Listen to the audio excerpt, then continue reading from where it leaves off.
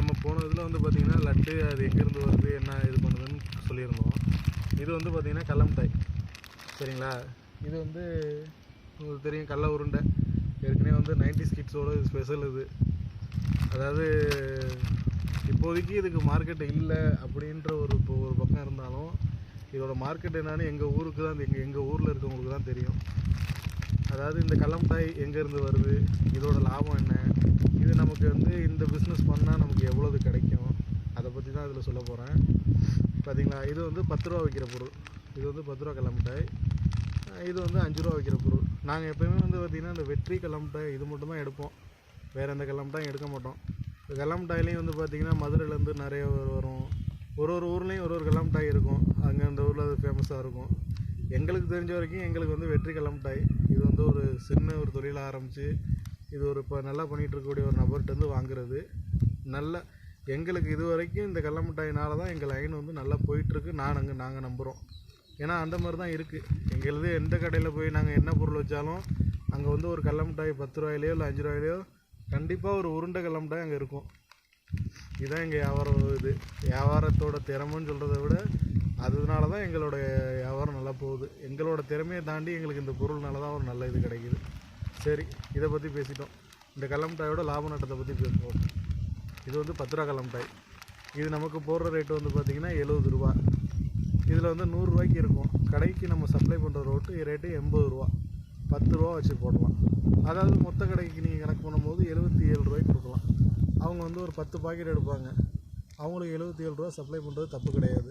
அதே மாதிரி இது வந்து உங்களுக்கு வந்து 100 ரூபாய்க்கு வருது. எனக்கு வந்து 100 ரூபாய்க்கு வருது.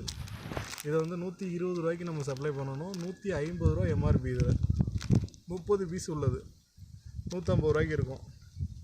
ஹோல்சேல் கடைக்கு நீங்கள் 10 பாக்கெட் 20 பாக்கெட் கொடுக்குறீங்க அப்படின்னா ஒரு 10 ரூபா குறைச்சி கொடுக்கலாம், தப்பு கிடையாது. இதை பார்ப்போம். இதை பற்றி சொல்லிட்டேன் உங்கள்கிட்ட.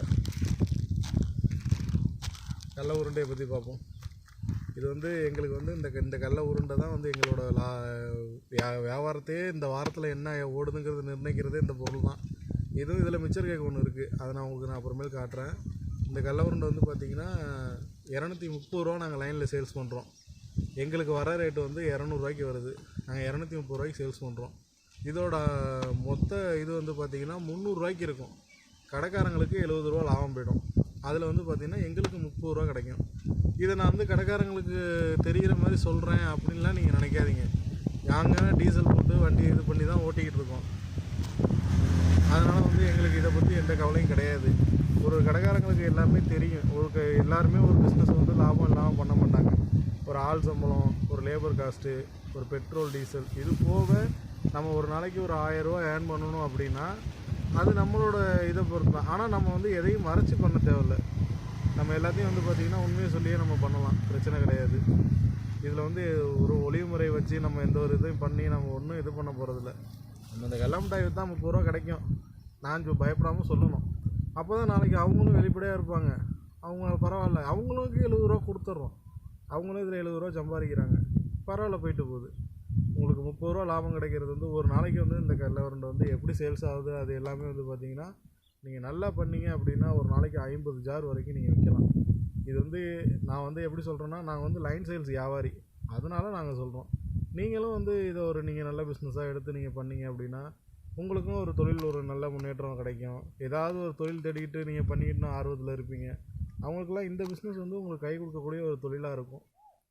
மேலே இதை பற்றி உங்களுக்கு கான்டாக்ட் எதுவும் தேவை அப்படின்னா என்கிட்ட கேளுங்க. கண்டிப்பாக நான் உங்களுக்கு என்னால் முடிஞ்ச உதவியை நான் பண்ணுறேன். ரொம்ப நன்றி. தேங்க்யூ.